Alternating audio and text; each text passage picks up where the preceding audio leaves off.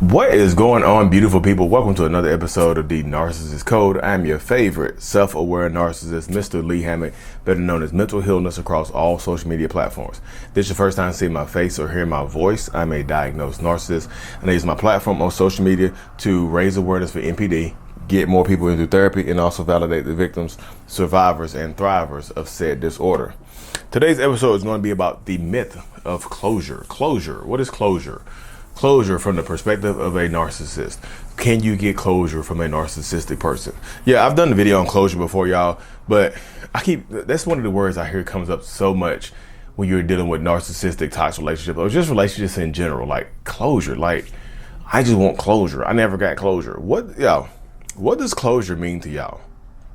Because I feel like people have created this myth that closure is some fantastical thing that at the end of a relationship that happens where y'all just sit down at a table on the beach, y'all have some laughs, talk about where you went wrong, give one last hug, cry a little bit, and both of y'all hop on your steeds, your horses, and ride off in different directions, and you look back, wave goodbye, and then you ride off and no, closure is not real. Closure is absolutely not real. And in the mind of a narcissistic person, narcissists don't want closure. I'm gonna keep it hot with you. Most narcissists are not looking for closure. I'm gonna tell you the truth, because narcissistic people a lot of narcissists like to leave the relationship open to have the possibility of coming back. You, as a possible non-narcissistic person, empath, whatever dynamic you have going on, you are looking for closure because you feel like you need to know why. You need some finality. You need to close the final chapter of that. You need to close off the final chapter of that book. You like XOXO Gossip Girl. Close the chapter of that book. Close the chapter of the relationship. But it doesn't work that way, y'all. Closure is a myth. It's something that, I don't know if it's in movies, Disney movies, wherever it comes from, but relationships don't end that way. Closure is something that you have to give yourself to let yourself know that this relationship dynamic, whatever it is, has reached its end. Maybe it's reached its fiery end, like a crash or something like that. You know what I mean? Maybe it's reached its end. Maybe let the disrespect be the closure. Let the bad treatment be the closure. Why do you need them to tell you what they can't give you closure anyway. Even if a narcissist could give you closure, they wouldn't. When was the last time you talked to somebody, any of your friends or your family members, and they had their closure experience? Well, we had one closure conversation, and it was just amazing. We both said our goodbyes, and we just rode off into the sunset together. It typically doesn't work that way. That is a myth, y'all. You have to give yourself closure to let you know, like, damn, this relationship, it went on for a while. It's a beautiful ride by like John C. Riley. Play a beautiful ride to yourself. Close that chapter on your own. It's your book. You have to close it on your own. Because in the mind of a narcissist, we are not looking for closure. We just are not. If you ask a narcissist for closure, they're probably going to just put it off. They're probably like, well, I'm not giving you, they're not going to tell you they're not going to give you what you want, what you're looking for. They just aren't. You know what I mean? And here's the flip side of it. If a narcissist asks you for closure, then they're looking to try to keep the relationship open. If you're dealing with a narcissist and they ask you for closure, they ask you to reach out to them, they ask you for one final sit down, they ask you to sit down and talk to them and tell them where they went wrong, they are looking to keep the relationship open. Whatever dynamic it is, they are looking to keep it open. They're not looking to shut the door, to close the case on this. They are looking to keep the relationship open. Closure, they'll try to prey on your vulnerability at any kind of sit down closure conversation or something like that. They're going to try to prey on your vulnerability during that time. They just are. They're absolutely going to try to prey on your vulnerability. Like you'll be crying, one last hug, and y'all end up kissing, and you end up clapping cheeks, and you end up back into the relationship dynamic. Now it's open. It's open. Some cheeks are open. It's just crazy. They are not looking for closure. If a narcissist, they'll try to manipulate you into trying to give them closure. Like if you cut them off and you go no contact, wow, you gonna leave me and not give me no closure? I deserve that. If you ever love me, you'll give me some closure. If you ever love me, you'll sit down and tell me to my face. If you're not a coward, you'll tell me exactly what I did wrong. And they know what they did wrong, y'all. They know it. Especially if you told them several times to stop doing it. Narcissists are habitual line steppers. Once you draw the line, they like to step over that. They like to cross that line that you draw. Any line that you draw, they like to habitually step over that line. Here, that line just happens to be a boundary of yours. Here they go stepping over it. You know, hey, I don't like when you do this. Stepping over that line. Hey, I don't like when you do that. Stepping over that line. Hey, can you stop doing this? Stepping over that line. Hey, can you stop doing that? Stepping over that line. Narcissistic people tend to be habitual line steppers. And you can tell them your boundaries, you can tell them not to cross that line, and they're still going to do it.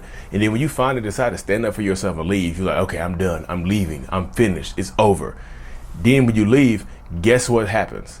Now they want closure. Now you're a coward. Now you didn't tell them what to do, what they did wrong. They have no idea where things went wrong. They know. That's why they kept doing it. They know they don't want to give you any type of closure. They will try to manipulate. Like if they ask you for closure, they're trying to manipulate you into seeing them one last time, into talking to them one last time, into picking the phone up, into texting them back, into emailing them back, into DMing them back. They're trying to manipulate you with that. The closure, y'all, is a myth. It just is. I just feel like I didn't get closure from that person. You don't need closure from that person. What can they like, y'all, honestly, seriously, what can this person who's been cheating on you, beating on you, treating you horribly, left you for somebody else, what can they tell you that's going to make you feel better about yourself? What can they tell you? Sometimes you manipulate yourself into thinking you need closure. Sometimes you gaslight yourself into thinking that you need this finality. You need this ending to a relationship. You need this final to close the chapter. You need them to sign off on a closure. You don't need them to sign off on anything, y'all. Closure is for you. The closure for you is something that you give to you, that comes from you. It is for you. You see what I'm saying? You have to be able to get it to yourself. Or here's the flip side. You get to manipulate yourself and hold off, waiting 3, 4, 5 weeks for them to respond to you about sitting down and talking about it. Can we meet for coffee for some closure? I need some closure. You don't need closure. Again, closure is a myth, like Santa Claus. Closure is is Santa Claus a myth? Santa Claus is an old folk tale. What is Santa Claus, y'all? Whatever Santa Claus is to y'all, that's what closure is. It's made up. You know what I mean? Closure lives next door at the North Pole to Santa Claus, to Santa and Mrs. Claus. Closure rents a room from Santa's elves and things like that. That's what closure is, renting a room from Santa's elves. You know. Yeah, so just imagine the closure that you're looking for living next door to Santa Claus. Because it doesn't come from, nobody else can give you that, y'all. That's what I'm just saying. I know I'll be funny, I know I joke a whole lot, but you cannot get closure for yourself from someone else. It has to come from inside of you to let you know that you've done all that you can do, or all that you're willing to do. Some things it's fine that you're not willing to do certain things to give somebody another chance. Well, let's try therapy. Let's try marriage counseling. Like, you cheated on me 18 times. I don't like, what the hell is marriage counseling gonna do with the cheating? Like, we can talk about how, like, sometimes when I want to do it, you don't want to do it, so you cheat on me. Yeah, so it's your karma, your fault. Like, yeah, it's okay to not leave every stone unturned. Like, you might not feel the same way about this person anymore, and it's fine. Understand the dynamic, how it works in your heart and how it works in your mind, is that it's okay to close it up. For this book to close, like I said, it's your book. Nobody else can close your book. But a relationship is with 2 people or 3 people. What about the thruples? You know, imagine needing double closure because you're in a thruple. But seriously,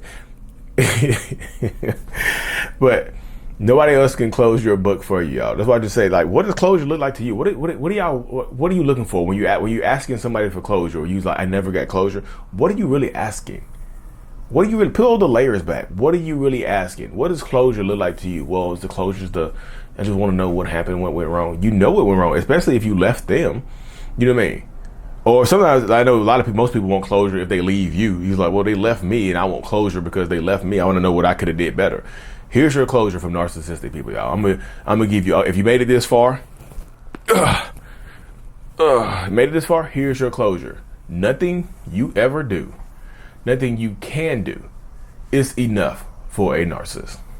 It just isn't. There's nothing you can do to make that person happy for a long extended period of time. You might can make them happy in bursts, little bursts of happiness here and there, little happiness pops, but they cannot be happy for a very long period of time. You understand what I'm saying? So when the dynamic goes that way, when you go that way with things, when it works out that way, you understand that sometimes it's not your fault when the person leaves you. Nothing you do will ever be enough. Whatever supply that they were getting from you runs out. And there's nothing you can do to re-up on that supply. Well, Lee, my supply ran out. How do I fill the tank back up? Y'all want to do everything to try to change somebody else instead of changing how you feel and how you look at this person. You would have changed everything about them. You would have tried to figure out how to change them, how to work them, how to help them. What about you? When do you matter in this equation? When do you actually matter in this equation? Seriously, when do you matter in this equation right here? Because if you're looking to try to fix them, try to forgive them, try to work it out with them for something that they have done, when do you matter? You have to ask yourself that, y'all. It will continuously fall apart. It's your life, though, and you have to live your life the way you want to live it. But to me, closure is a myth. You can't get it. You can't get it from somebody else. It has to come from you. Anyways, y'all, thank y'all for tuning in, y'all. And guess what? My podcast is extending starting next week. I'm doing longer interviews. I got my new mic here. I'm going to have guests on. So I might have some celebrity guests on here too, but it's for non-celebrities as well, because you might connect to a non-celebrity story more than you connect to a celebrity, a popular person story, an influencer story. But anyways, y'all, thank y'all for tuning in to another episode. If you're listening to this on Apple Music and Spotify, hit that 5 stars for me. You know what I mean? Either YouTube, Facebook, whatever. Subscribe, like the video, interact with the video, y'all. I truly appreciate every single one of y'all. I'm not here without y'all. Thank you. Mental Illness is out. Peace.